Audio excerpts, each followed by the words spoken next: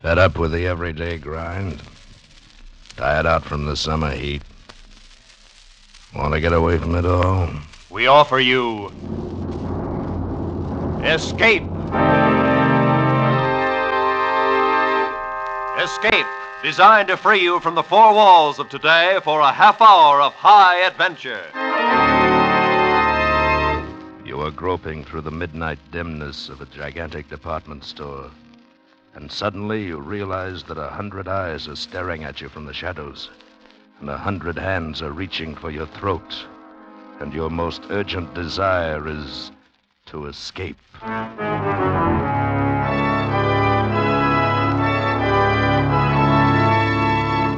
Tonight, we escape to a fantastic world of night dwellers, as John Collier imagines it in his eerie story, Evening Primrose.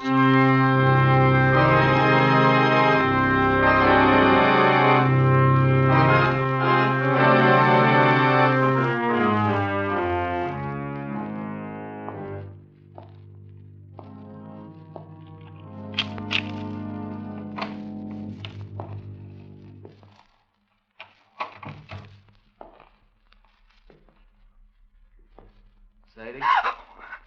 Sadie, what's the matter? It's me. Oh, you nearly scared me to death. What do you mean coming in so quiet? Oh, I didn't mean to scare you. I thought you'd be asleep. I didn't want to wake you. Oh, Sam, I'm so glad you're home. Hey, what's the matter? Oh, it's terrible. You gotta do something, Sam. What's terrible? It's this. Just look at this. What's terrible about that? Looks like an ordinary pad of paper to me. Yeah, that's just it. That's just what I thought. But it's got writing in it. Oh, it's awful. And now, wait a minute. Maybe you better tell me what this is all about. Well, today I went shopping at Bracy's department store. Yeah? I needed some writing paper, so I picked this up. It was on top of the pile. So I bought it and I brought it home. But tonight, when I opened it, I found it's got writing in it. Well, that's nothing so terrible. Just take it back tomorrow and make him give you a new one. Nah, you don't understand. It's what's written in it that's so terrible. What do you mean, what's written in it? Here, you gotta read it. Ah, Sadie. No, right now. Now read it. Look, Sadie, I'm tired. I've been bowling all evening. Please, Sam, please, just read it. But for Pete's sake... Sam. Oh, all right. October 13th. Today, I made my decision. I decided to say goodbye to the world. To get out, leave, break away. And I have done it. Ah, Sadie, Go on, read. And now I am free. Really free. Yes, I am free at last.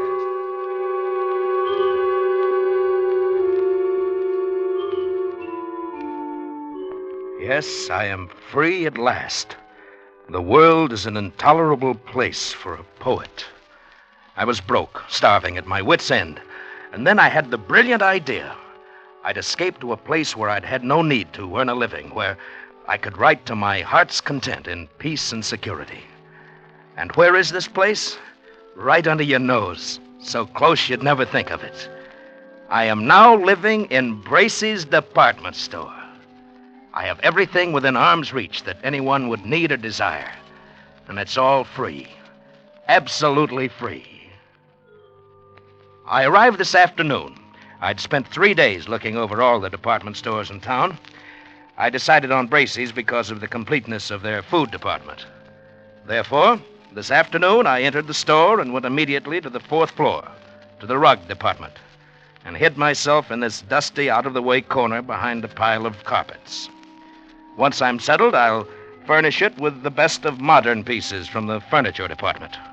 It's small, but it'll be cozy enough and safe. After the store closed, I made my first venture out. I tiptoed as far as the stationery counter and got this paper, the writer's primary need. Now, after making my first entry, I'll go out and get food, and wine, and the pillows for my bed, and perhaps even a fancy dressing gown. This is perfect. Here I'll be able to write.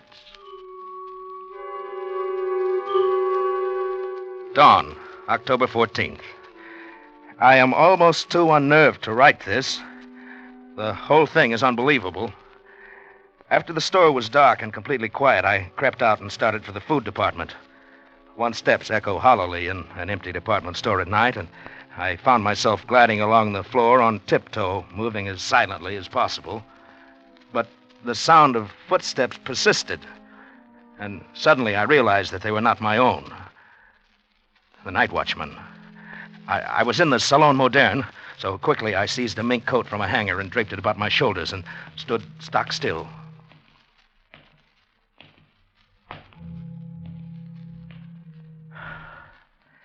I could have reached out and touched him, but he passed without so much as a glance. I started to smile, but the smile froze on my lips. There was someone else here. I was looking straight into a pair of eyes, large, flat, luminous, inhuman eyes a dozen feet away.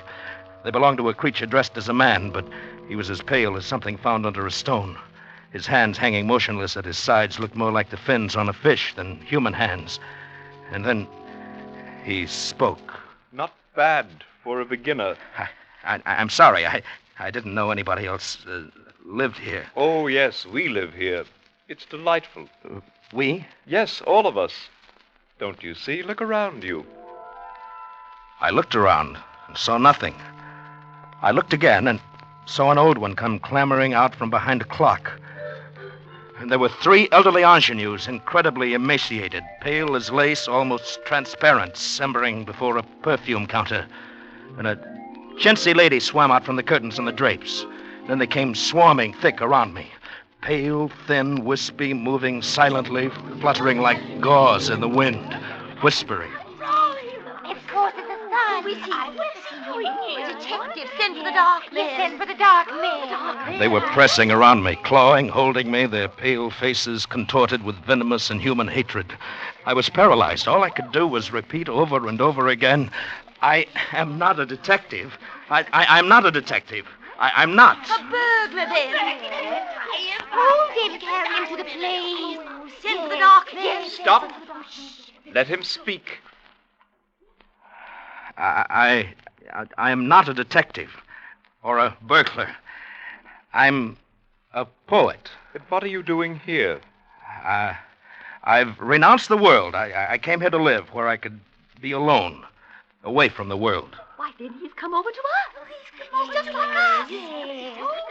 He must meet Mrs. Vanderpant. Mrs. Vanderpant, she's coming now. I followed their eyes toward the balcony, and the hair on my neck rose again. There, coming down the wall, like an ancient spider, clambered an old lady, wrinkled and crackled and emaciated. She must have been at least 80, a shadowy matriarch.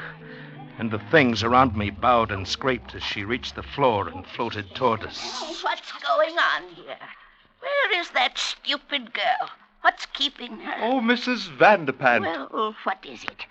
Who's this, Mr. Roscoe? Mrs. Vanderpant, may I present Mr. Huh? Oh, Snell. Charles Snell. Yes, Mr. Snell.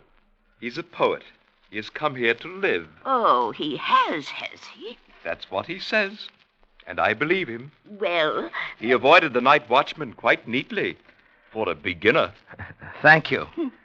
Very well. We shall see. A poet should find inspiration here. Mr. Snell, Mrs. Vanderpant is our grand old lady. Oh? I am quite the oldest inhabitant here, Mr. Snell. 3 mergers and a complete rebuilding. But they didn't get rid of me. Oh, where is Ella? Where is my broth? She's bringing it, Mrs. Vanderpant. It will come. Terrible little creature. She's our foundling, Mr. Snell. She's not quite our sort. Oh, is that so? I have been here, Mr. Snell, ever since the terrible times of the 80s. I was a young girl then, a beauty, they said. I'm sure. And poor Papa lost his money. Bracy's meant a lot to a young girl in those days. So when I wasn't able to have a charge account, I came here to live. That's better than a charge account. I was quite alarmed when others began to come after the crash of 1907. Oh, but it was the dear judge, the hello. colonel, Mrs. How do you do? Bilby. How are you? Mrs. Bilby writes plays. Oh? and comes of an old Philadelphia family. You'll find us quite nice here, Mr. Snell. I'm sure I will. And, of course, our dear young people came in 1929. Their poor papas jumped from skyscrapers. They couldn't bear to be without charge accounts either. But you mean all these nice people live here? Oh, and many more. You shall meet them all later. Oh, here comes Ella with my broth. Come here, you stupid thing. Mrs. Vanderpant is waiting, Ella. Yes, ma'am. Yes, sir. I'm coming as fast as I can. Oh, here. On the table over there, Ella. Now be careful, don't spill it.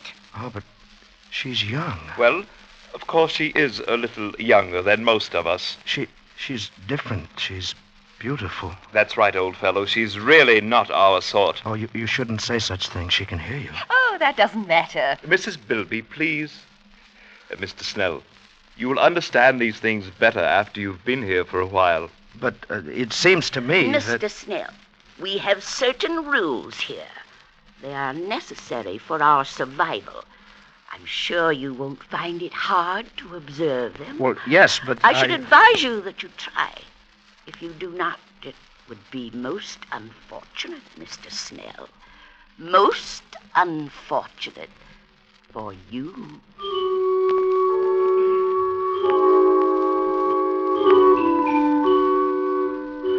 October 15th. You can imagine my feelings last night. My first thought was to escape as quickly as possible. In fact, I planned to quit my hiding place and mingle with the crowds and leave Bracy's forever. But just at dawn, Mr. Roscoe brought me a cup of coffee, which must have been drugged, for I fell asleep. And when I awoke, I found that I'd slept all day, and night was closing over the store once more. Later. I have spent my second night here. I saw Ella again. Ella, the pearl of this remote, fantastic cave. She's not like the others. A trifle pale, but otherwise normal and human and beautiful. A child of perhaps 18. She is the only thing that makes this nightmare bearable. October 20th. Escape seems almost impossible. There is a very effective burglar alarm system, and the doors are all carefully guarded.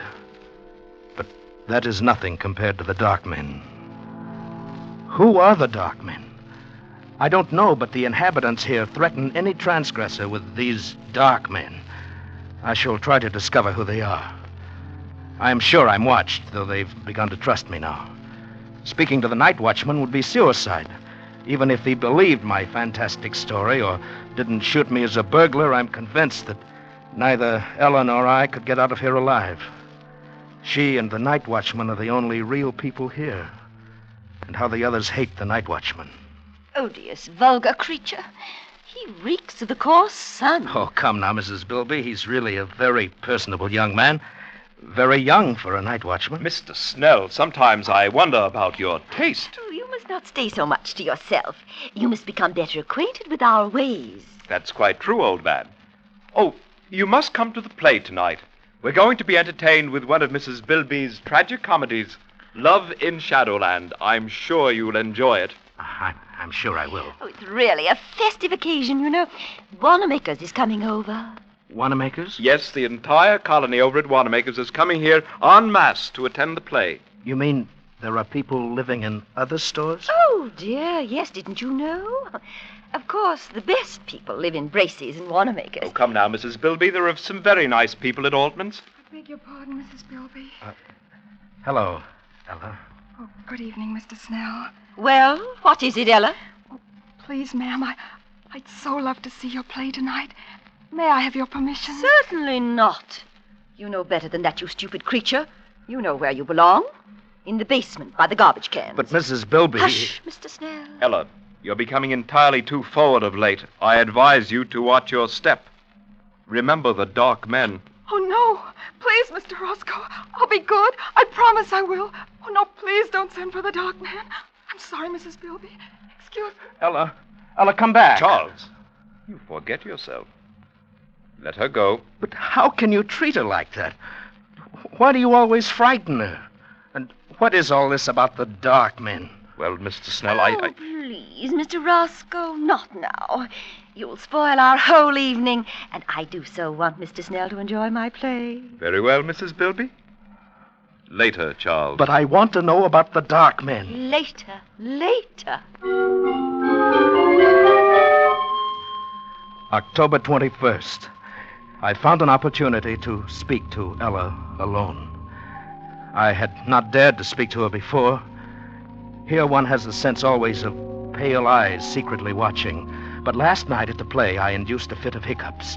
As I anticipated, I was sternly reprimanded and told to go and secret myself in the basement where the night watchman wouldn't hear me. This was exactly what I'd planned. I went to the basement. And there, in the darkness, among the garbage cans and the rats, I heard sobbing. Ella? Ella? Oh, Ella, is that you? yes. Why are you crying? What is it, Ella? They wouldn't even let me see the play. Oh, is that all? Oh, Mr. Snell, I'm so unhappy. Oh, there. You mustn't cry. You're the only one. The only one who is kind. Ella, why are you here? Why do they treat you so differently? Because I'm not like them. I didn't choose to come here. You mean you were held prisoner? Yes. You see, I was only 6. I came here on a shopping tour with my mother. I got lost and fell asleep behind a counter. It was dark when I awoke, and they found me. Some of them wanted to send for the darkmen because they were afraid I would tell on them. But Mrs. Vanderpant said no. I could stay and be her maid. I've been here ever since. Since you were 6? But haven't you ever tried to get away? Oh, no. I don't know anything about out there. I wouldn't know what to do. Besides, I'm afraid to take the chance. If anyone tries to get out, they send for the darkmen. Ella, who are the darkmen? Don't you know? Oh, it's horrible. Tell me. Well, you know how people live in all the stores, at Gimbel's and Bloomingdale's? And... Yes, I know. Well, the darkmen live at the undertakers. Good heavens. And whenever someone dies or breaks the rules, or when a burglar gets in and sees these people and might tell, they send for the darkmen. That's horrible. They put the body in the butcher shop in the food department, and then the darkmen come. I saw them once. It was terrible. What do they do? They go in where the dead person is. They have wax with them and all sorts of things. And when they're gone, there's just a wax model left on the counter. Then our people put a frock on it or a bathing suit and mix it up with all the other wax models in the windows. And nobody ever knows. Ellie, you mean all these dummies are... Oh, no. At least, not all of them. But if you displease these people, the same thing might happen to you.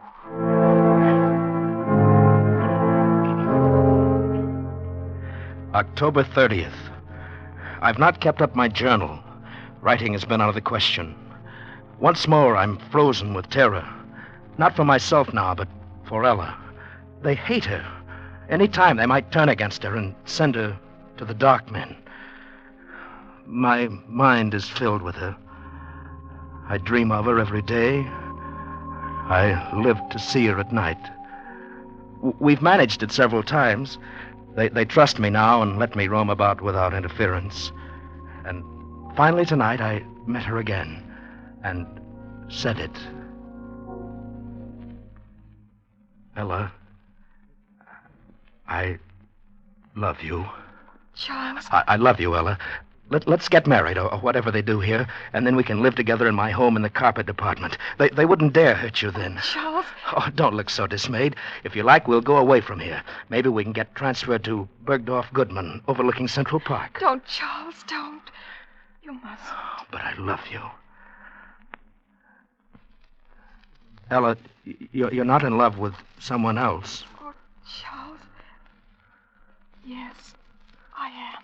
But who? I thought you hated them all. Oh, it must be Roscoe. He's the only one that's young enough. Oh, no, Charles, not Roscoe, especially not him. Oh, I do hate them all. They make me shudder. Well, who is it then? It's he, Who?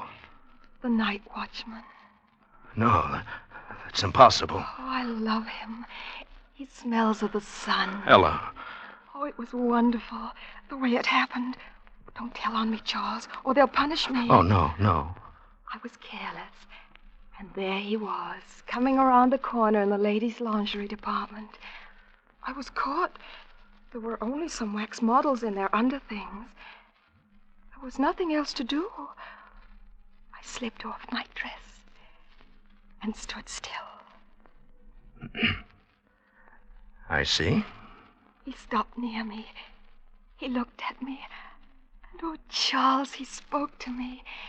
He said, "Say, honey, I wish they made them like you on 8th Avenue."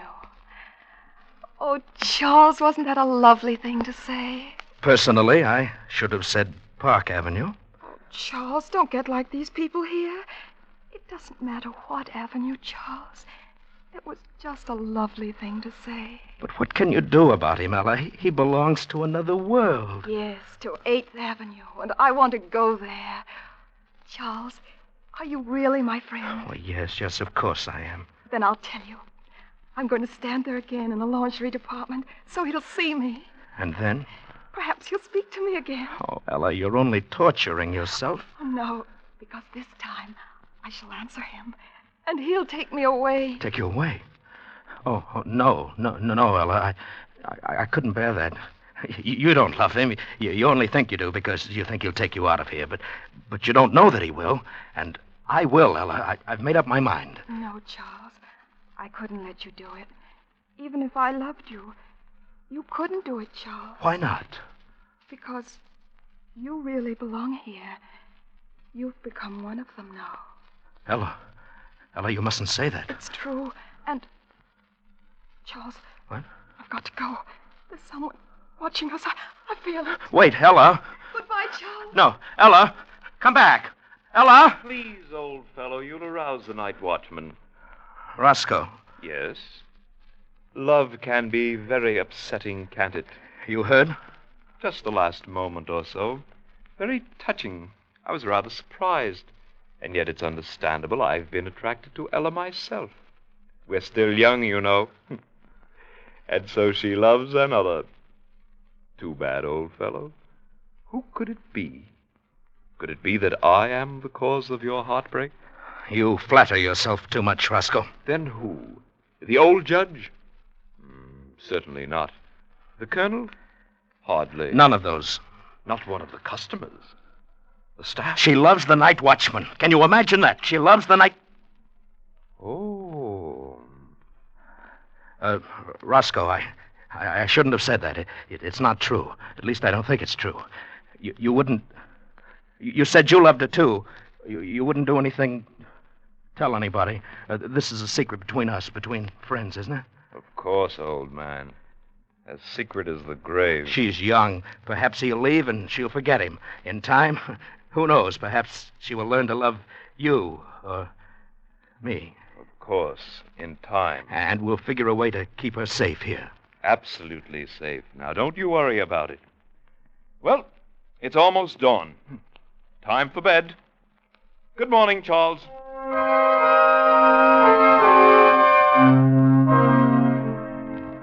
Early evening, November the 4th.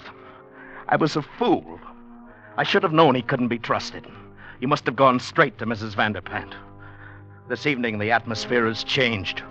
People flickered to and fro, smiling nervously, horribly, with a sort of frightened, sadistic exultation. An informal dance in the record department's been called off. And I can't find Ella. I'm going out again now to look for her. Roscoe, what have you done with her? Quiet, old chap. The night watchman. I don't care. What have you done with her? Whatever I did for your own good as well as the good of us all. Wait a minute. What is that? What are those people carrying?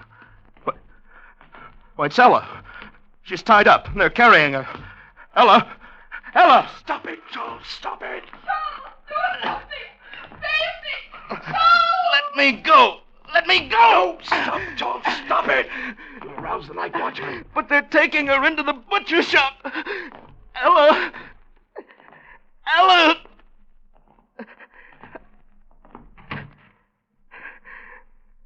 Ella! Yes, Charles. Those are the darkmen.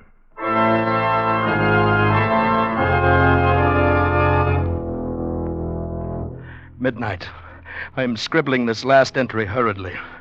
There and there in the butcher shop with Ella. The darkmen. There's only one thing to do. I'm going to find the night watchman and tell him. He and I will save her if we can. And if we're overpowered, well, I will leave this pad on the stationery counter. Tomorrow, if I live, I will recover it. If I do not, whoever finds this and reads it, look in the windows. Look for 3 new wax dummies.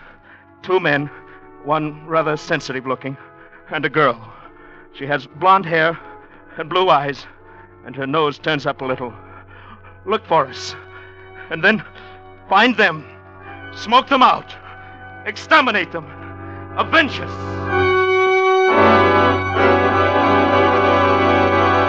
Find them, smoke them out, exterminate them, avenge us. Sam, isn't it horrible? We gotta do something. Tell somebody something. Oh, Sam, what'll we do? Do? Nothing, go to bed. Oh, but Sam. Whoever wrote this has sure got a weird sense of humor, hey? Probably some clerk down at Bracy's ought to be fired. You mean you think it's just a story? Are you kidding? You don't believe that stuff, do you? Well, I don't know. I just thought... Forget it, baby. Snap out of it. I shouldn't leave you alone. You get too many ideas when I go bowling at night. Oh, Sam. Sam, don't you think maybe we ought to just take it back and show somebody? Nuts. It's not worth the bother. They'd laugh at you, baby. Think you were crazy or something. Yeah. Yeah, I guess you're right. I guess I was silly. Forget it. Come on, let's go to bed. I'm tired. Sure, Sam. Golly, you know, for a while I was sure scared. I even forgot what I was going to tell you. What? Sam, I found the cutest dress today, only $19.95. Yeah, baby? Yeah. It was in the window at Bracy's. It was on a beautiful little wax model with blonde hair, blue eyes, and a sort of turned up nose, and there were 2 men standing.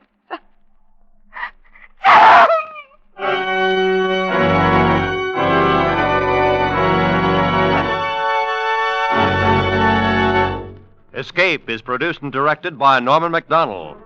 Tonight, we have brought you Evening Primrose by John Collier, adapted for radio by John Dunkel.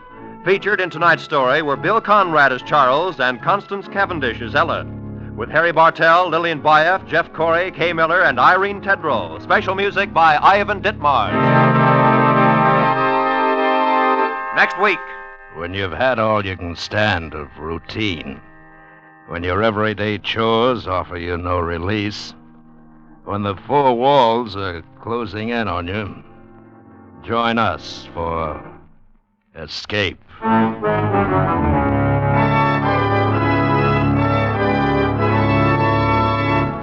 Next week, we escape with another great story by one of the world's outstanding authors.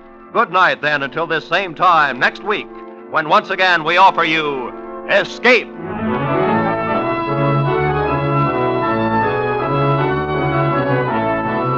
Roy Rowan speaking for CBS, the Columbia Broadcasting System.